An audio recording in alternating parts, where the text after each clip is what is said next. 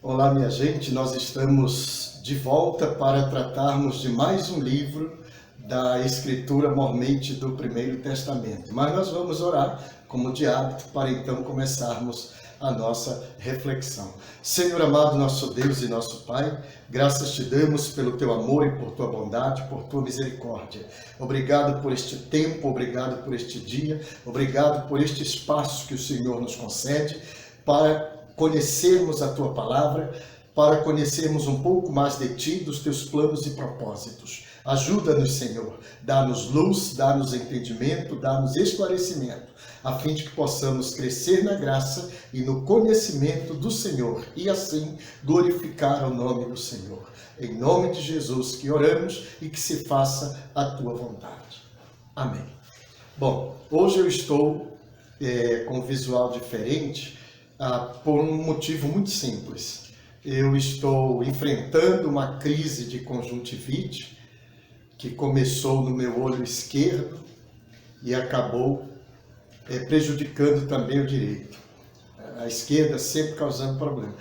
Mas eu digo assim, me referindo à conjuntivite, o olho esquerdo que estava afetado e acabou afetando também o olho direito. Muito bem. Então não é uma visão muito boa eu chegar aqui com os olhos esbugalhados e não vai ser agradável. Por isso que eu estou de óculos escuros, não tem nada a ver com o Exterminador do Futuro. É para poupar você até. Muito bem. Mas, dito isto, vamos ao que interessa. O livro de Sofonias. Nós vamos ver hoje Sofonias. Sofonias é um pequeno livro, um livro de 3 capítulos, um livro muito pequenino realmente, mas com uma mensagem muito contundente, até de certo modo com uma característica apocalíptica em um ou outro momento. Mas é importante considerarmos assim, é um livro de profecia e é um profeta clássico, porque ele vai denunciar o pecado, ele vai revelar o juízo de Deus, anunciar o iminente juízo de Deus, mas vai também semear uma mensagem de esperança, esperança de redenção, esperança de salvação. Eu preciso levar em conta que Sofonias desenvolveu o seu ministério, o seu trabalho profético no período do reinado do rei Josias. Nós já vimos em outros momentos 2 dos principais reis de Israel, os que mais se destacam na história de Israel são Davi e Josias.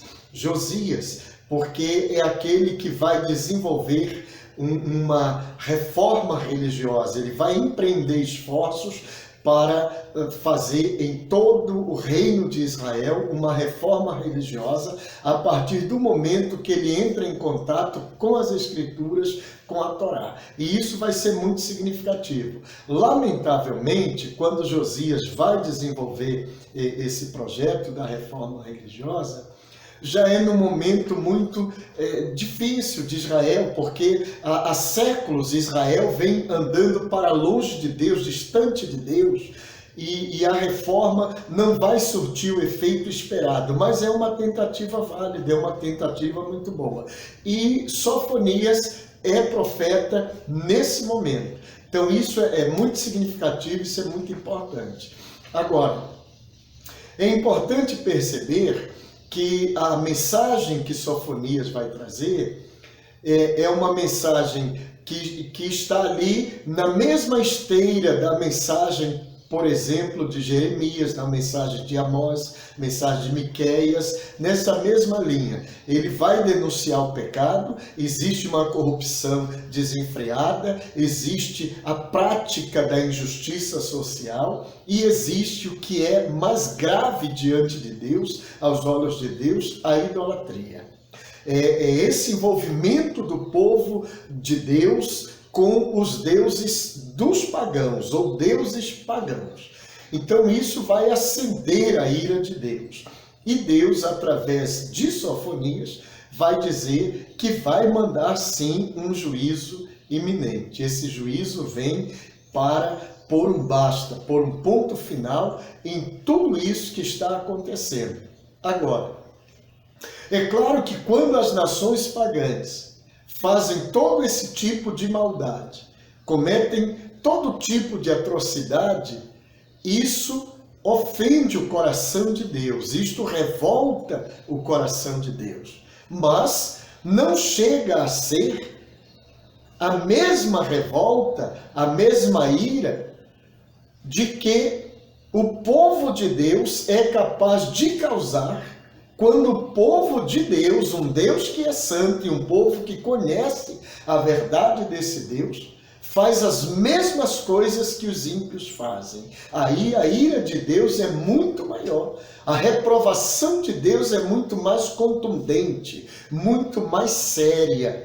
Por quê? Porque do ímpio até que já se espera esse tipo de comportamento, mas não do povo de Deus. Um povo que conhece a verdade de Deus, que conhece o Deus da verdade, sabe do seu zelo, do seu amor, da sua santidade, da sua fidelidade, da sua dedicação ao seu povo, e esse povo simplesmente dá as costas para esse Deus.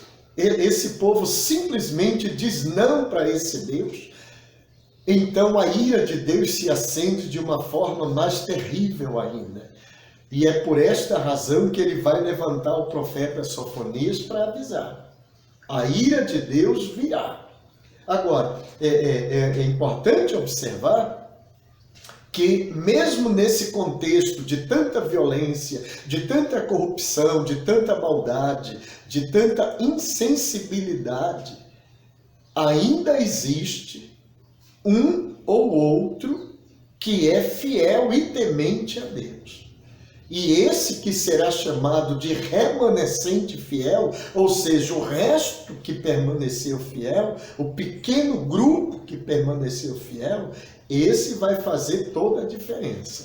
É importante considerar ainda também que nesse momento o compromisso que Deus passa a cobrar do povo não é mais aquele compromisso coletivo. Todo o povo tem que se arrepender e se converter para que Deus manifeste sobre este povo os seus favores. Agora não. Agora, nessa mensagem de Sofonias, Deus está falando a cada indivíduo particularmente. Todo aquele, ou seja, a pessoa que entender o plano de Deus, a pessoa que compreender as razões de Deus, e essa se converter a ele, se voltar para ele, essa será salva. Então esse é o remanescente fiel. Esse é o resto que vai permanecer firme na sua fé, que vai permanecer na caminhada com o Senhor. E isso é importante de nós percebermos, porque isso vale para nós também. Nós vivemos uma situação no mundo no século XXI muito parecida com aquela situação de lá. Nós vivemos situações muito próximas, muito parecidas, porque nós estamos enfrentando no mundo a corrupção, estamos enfrentando a maldade, vivemos no dia a dia em meio à violência. E nós temos dentre os filhos e filhas de Deus, aqueles que estão dando as costas para Deus e se voltando para as práticas pagãs, ou para o paganismo, por assim dizer. Contudo, nem todos dentre o povo de Deus têm dado as costas para Deus.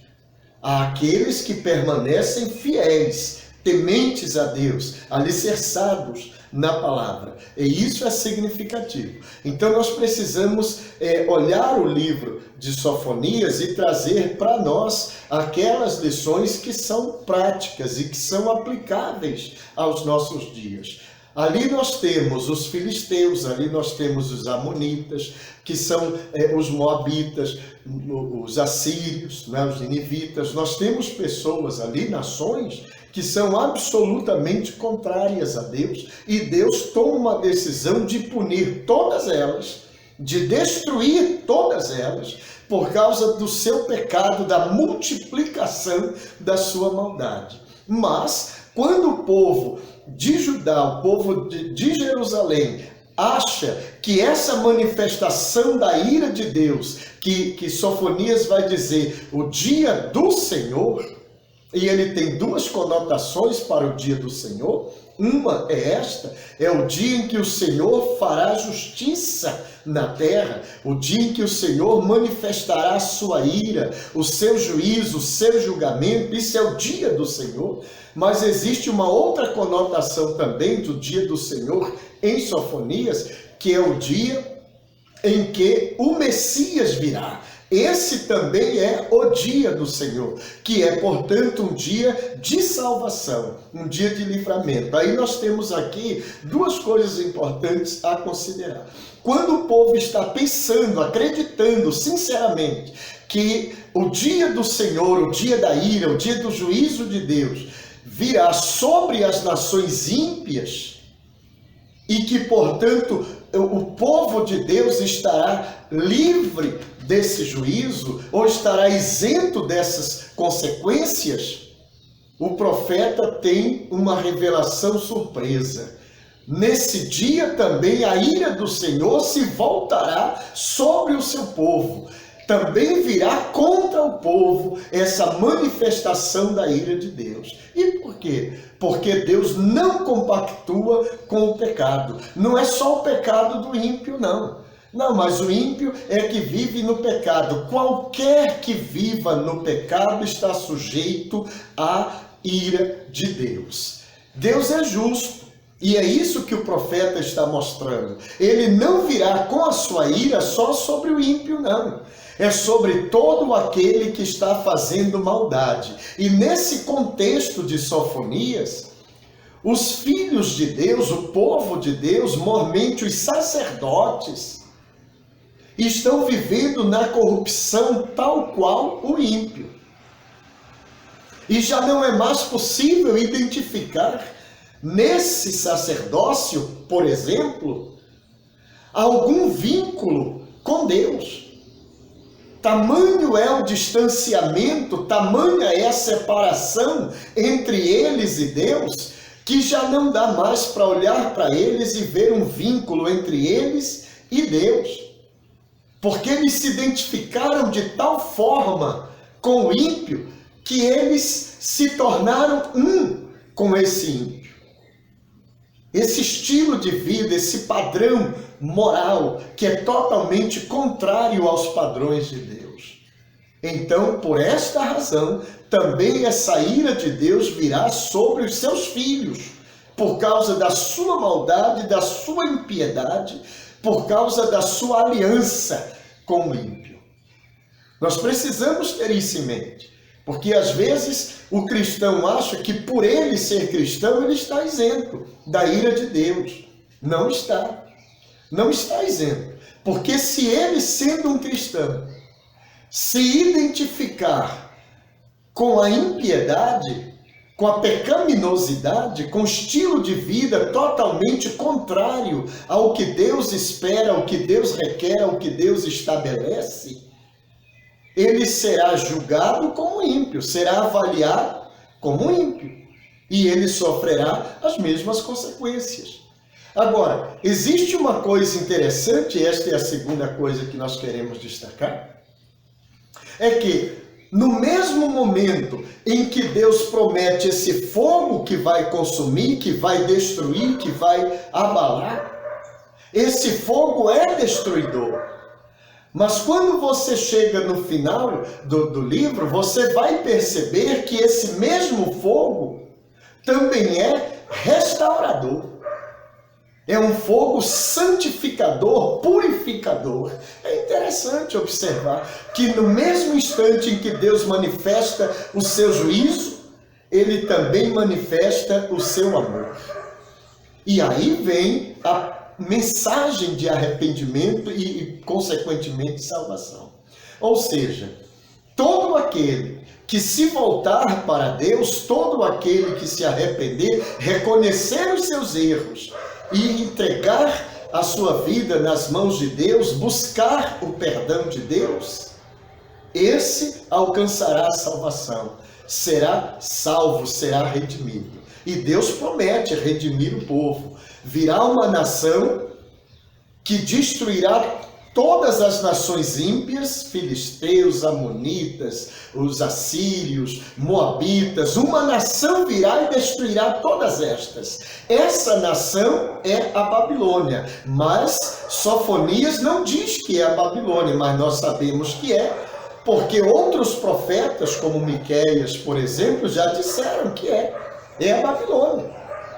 Então nós já sabemos de quem se trata.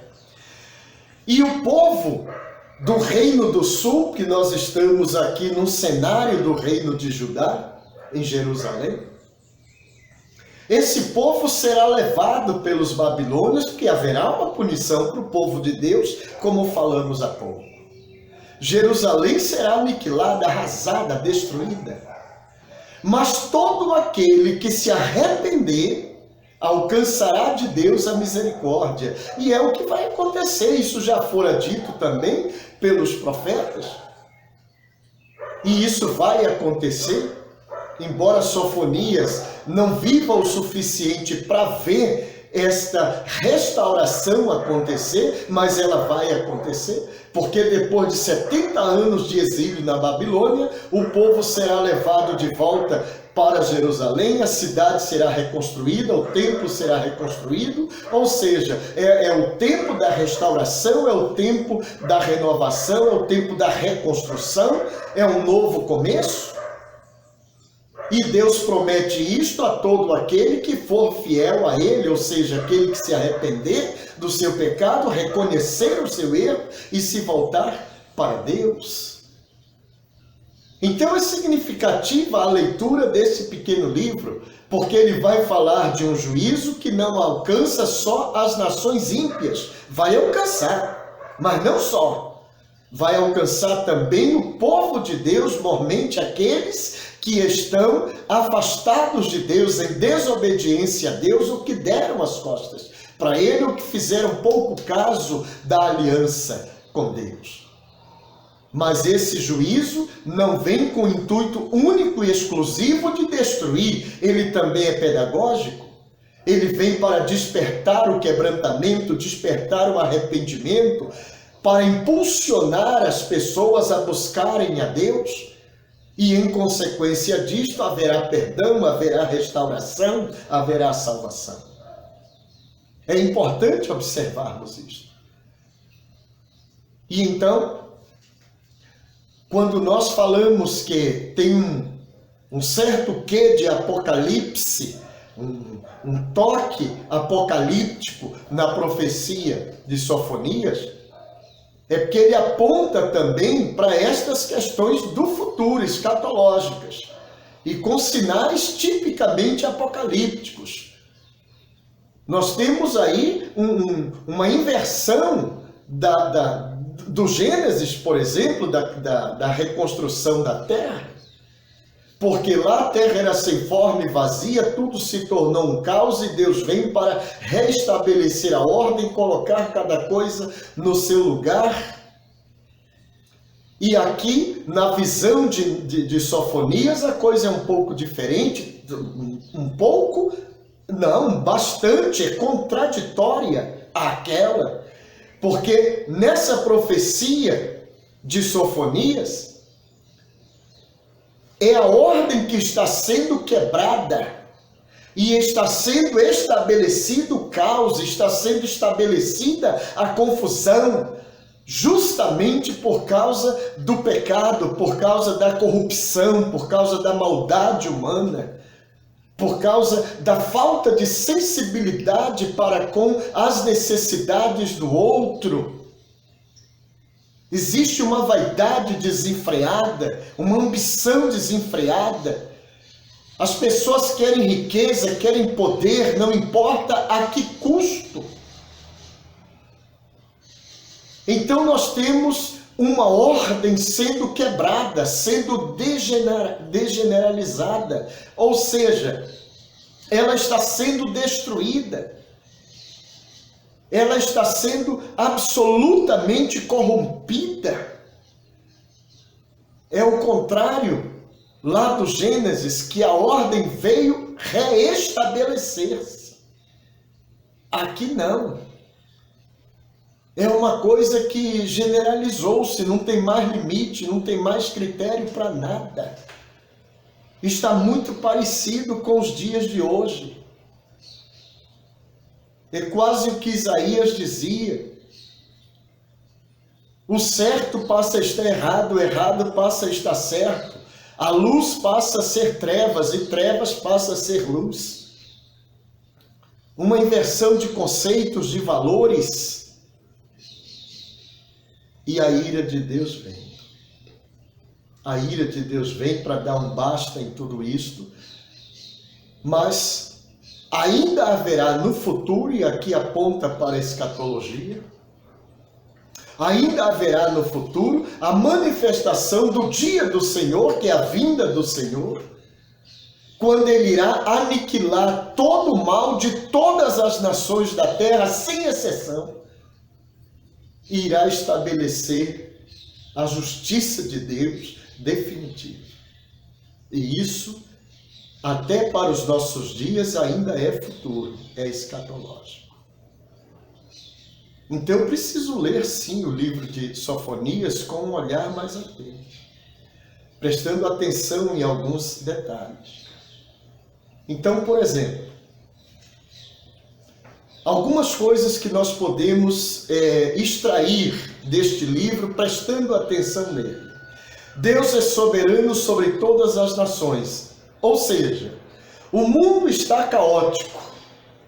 Mas isso não quer dizer que Deus tenha perdido o controle da situação. Ele ainda é soberano sobre todas as nações, sobre todas as coisas. Ele é Deus. Ele é Deus. E Ele tem um plano. E Ele dá ao ser humano a oportunidade de cair em si, se arrepender e voltar para os trilhos.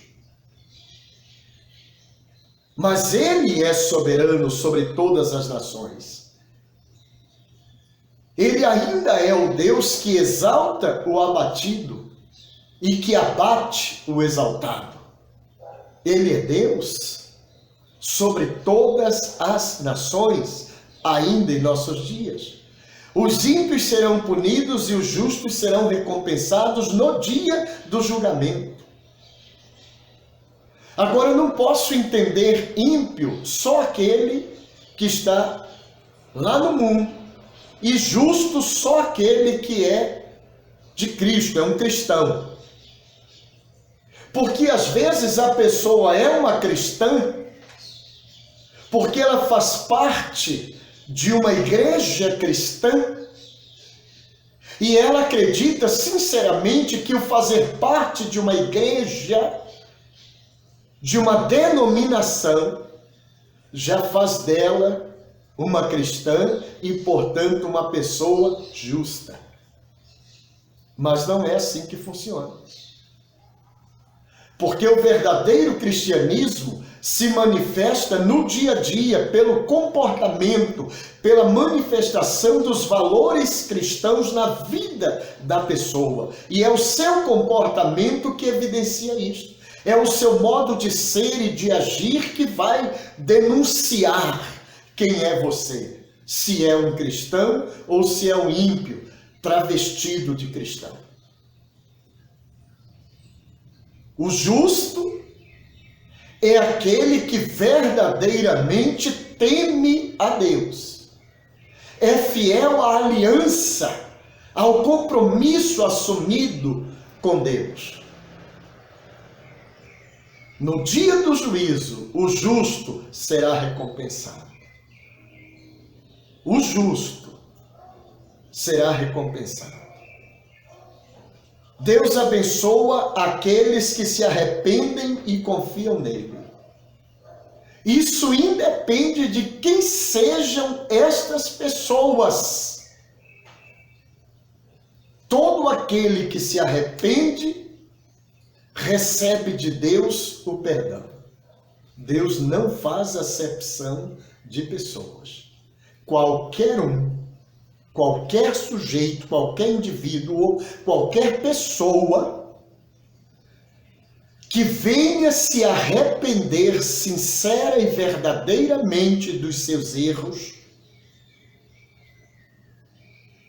recebe de Deus o perdão. Porque o perdão de Deus é democrático para todos. A exigência é o arrependimento. E a profecia de Sofonias aponta para isto.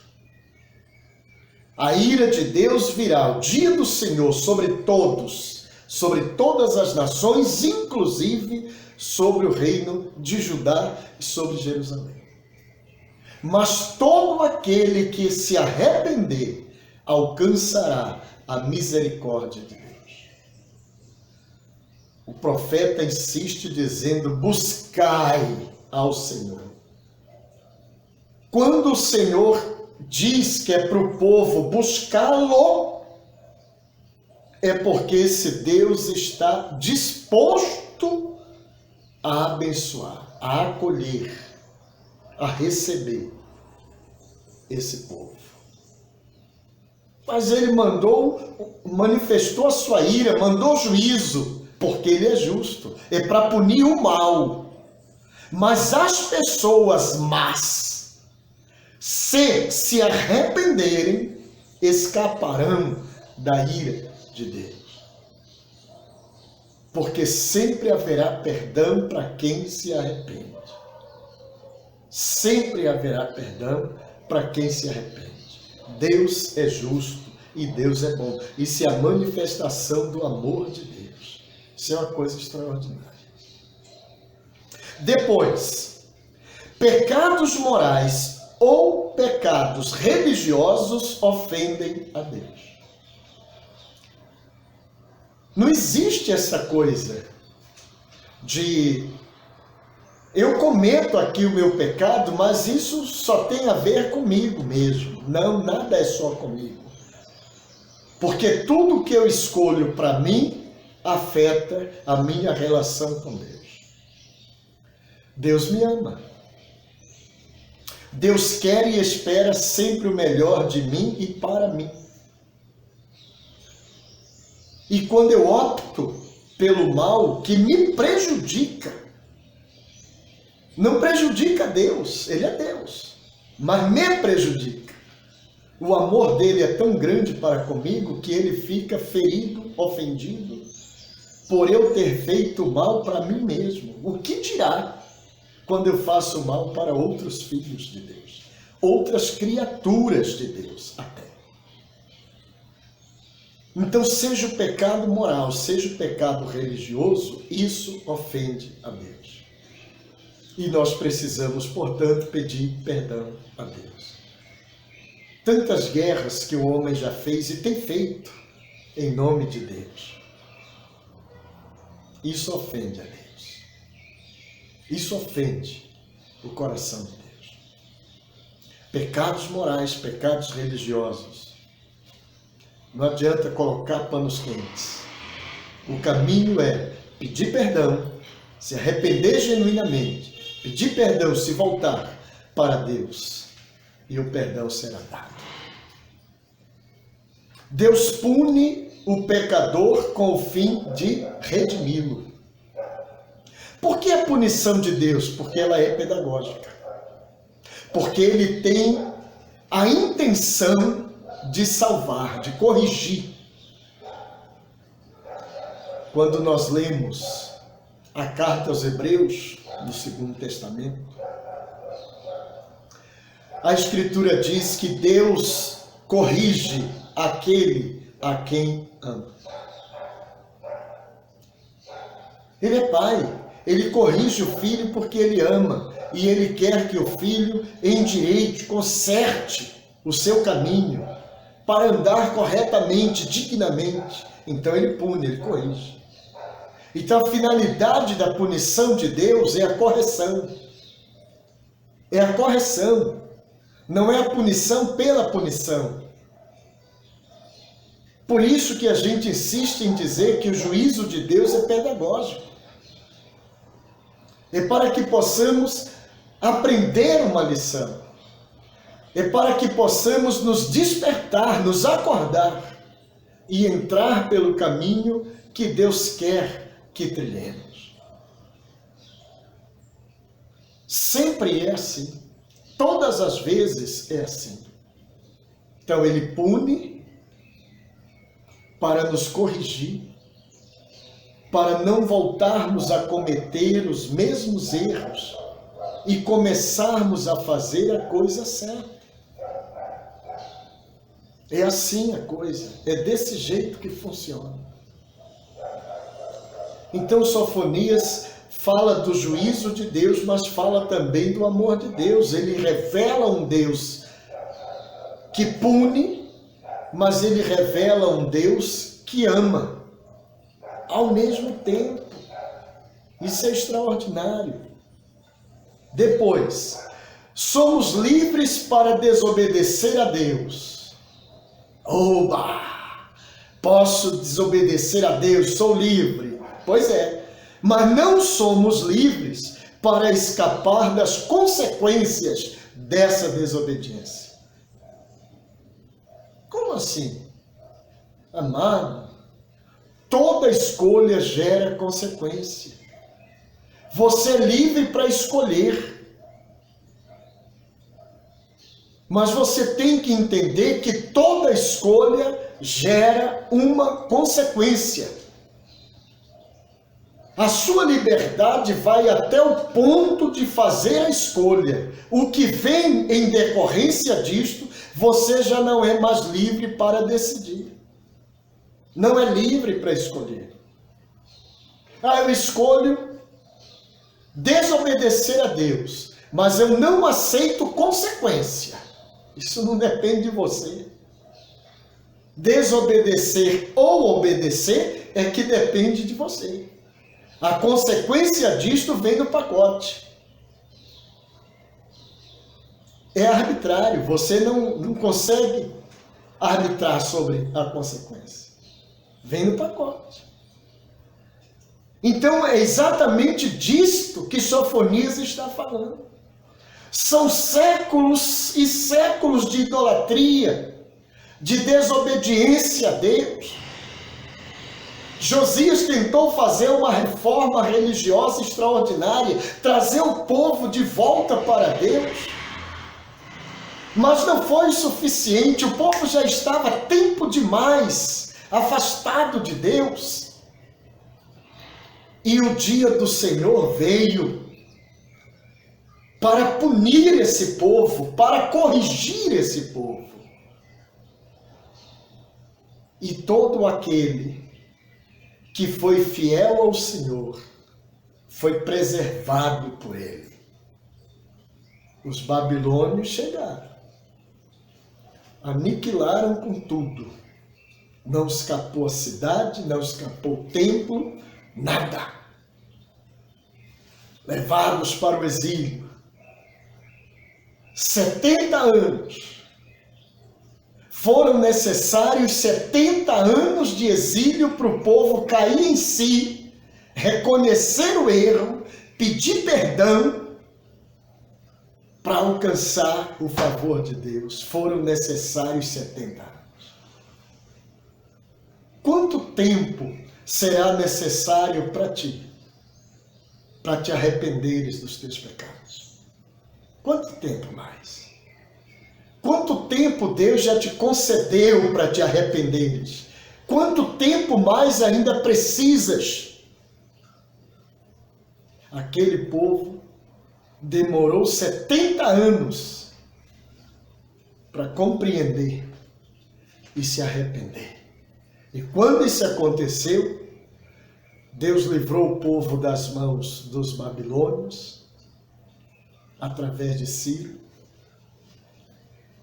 e mandou o povo de volta para casa para reconstruir suas vidas, reconstruir sua cidade, reconstruir o templo. Interessante. Então vale a pena ler Sofonias. Vale a pena extrair deste pequeno livro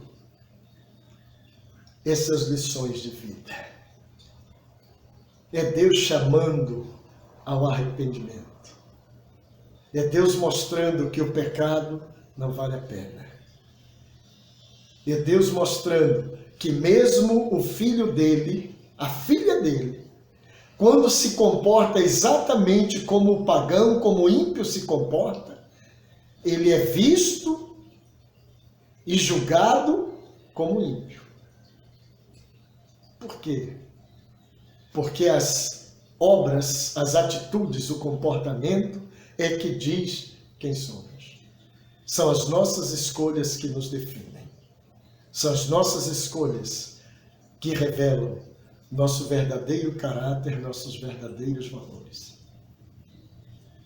Eu vou à igreja. Que bom, né? Que bom. Mas o fato de eu ir à igreja não significa que eu abracei os valores de Cristo, os princípios de Deus na minha vida. E o que me faz cristão não é o fato de eu ir a um templo cultuar. São as minhas atitudes. Eu evidenciar dos meus princípios, dos meus valores no meu dia a dia, em todos os segmentos, em todas as esferas da minha vida. Isso é que me define. Isso é que diz quem eu sou. Diante de Deus e da sociedade. Aquele era o povo de Deus, o povo de Judá. O reino de Judá. Mas se comportava igual aos filisteus, aos amonitas, igual aos assírios, aos nivitas. E então Deus os trata como trata aqueles. Para mostrar que Deus é justo. Mas no fim, esse juízo de Deus não é para destruir. É para levar ao arrependimento. Para despertar a consciência e trazer o seu povo de volta à realidade diante de Deus. Nós precisamos entender que Deus tem seus meios, Deus tem seus modos. Se não queremos ouvir a palavra e endireitar o nosso caminho diante de Deus, Deus dará um jeito. Ele sempre tem uma maneira de agir. E Ele sempre encontra um modo de agir para nos fazer enxergar a verdade e nos dar a chance do arrependimento e da salvação. Que Deus nos abençoe. Vamos orar. Senhor amado, nosso Deus e nosso Pai, agradecemos a Ti pelo Teu amor e por Tua bondade, por Tua misericórdia. E pedimos, querido, que a Tua mão esteja sobre nós, sim, para nos mostrar o caminho, para nos apontar a direção, para nos apontar o rumo, para que possamos trilhar sempre o Teu caminho, para que possamos trilhar sempre na Tua direção. Ajuda-nos, Senhor, em meio às lutas, em meio às provas, em meio às tentações. Ajuda-nos para que venhamos a permanecer íntegros diante de Ti, para que possamos permanecer fiéis à aliança que temos contigo. Colocamos-nos nas Tuas mãos e que se faça a Tua vontade. Em nome de Jesus. Amém. Deus abençoe. E até o próximo encontro, quando vamos ver o livro de Ageu, profeta Ageu, que também é muito significativo.